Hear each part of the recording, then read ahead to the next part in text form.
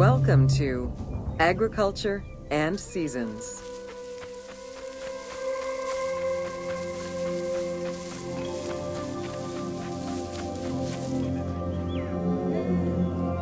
While crops were cultivated in different oases around the desert, most of the arable lands were near the Nile. Two types of cereal grain were cultivated, barley and an ancient wheat known as emmer. These two key ingredients contributed in establishing bread and beer as the staple of the Egyptian diet and the basis of its economy.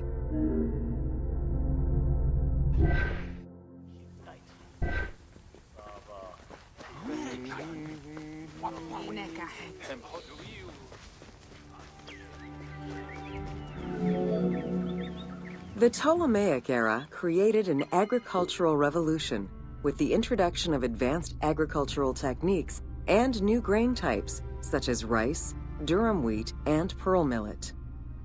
The resulting agricultural mass production greatly increased the economy of ancient Egypt. It also prompted the development of storage and transportation, allowing long-distance trade with other regions.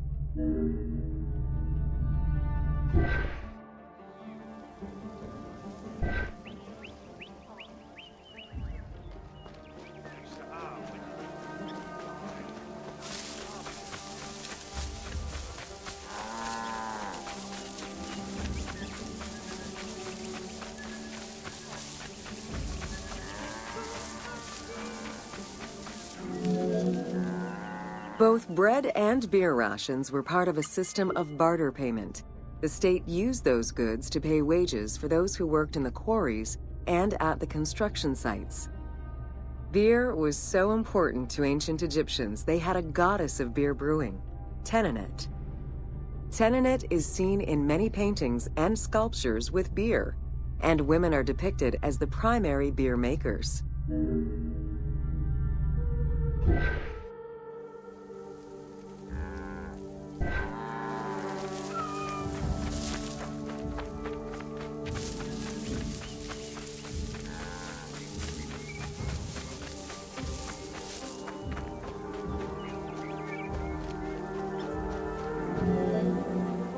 In order to increase agricultural production, fertile land was divided into plots and large agricultural villages were encouraged. The state and temples were the biggest landowners. Depending on the region, fertile land was managed by civil servants or rented to individuals. Ancient Egyptians relied on rudimentary tools for land cultivation. Soil was broken down with hoes, and wing plows were used to make furrows.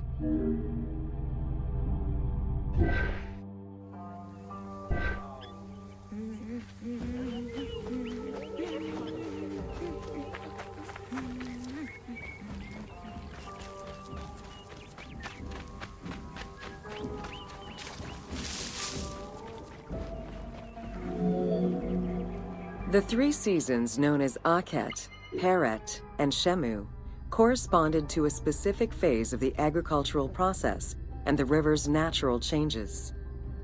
Akhet was the time of the flood, beginning with the appearance of the star Sirius in July. Peret was the time when lands were cultivated, plowed, and sown. This fell between October and November. Shemu ran from May to September and was when harvesting and taxation began.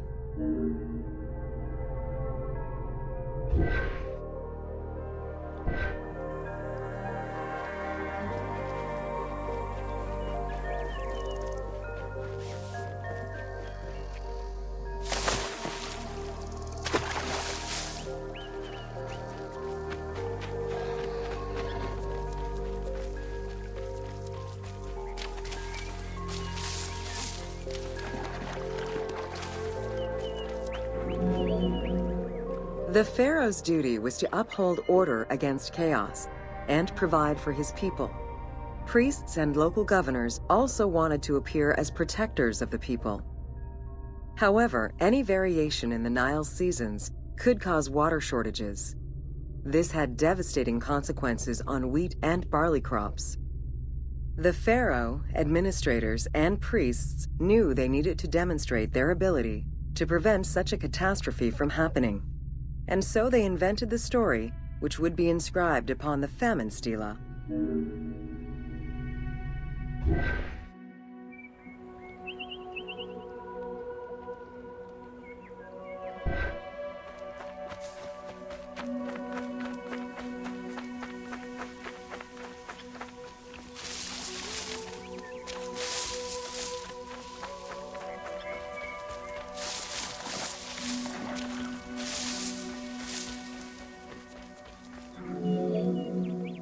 The story begins with the pharaoh worried for his people. The Nile hasn't flooded in years, and his people are starving. In search of the origins of the flooding, Djoser seeks out Khnum, the protector god of the region and the source of the drought. Djoser gives the god offerings and orders his priests to restore the temple of Khnum.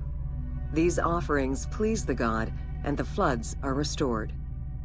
This story was intended to highlight the importance of the deity in everyone's daily lives, while also demonstrating the crucial role that the priests and the king played in feeding and protecting the people of Egypt.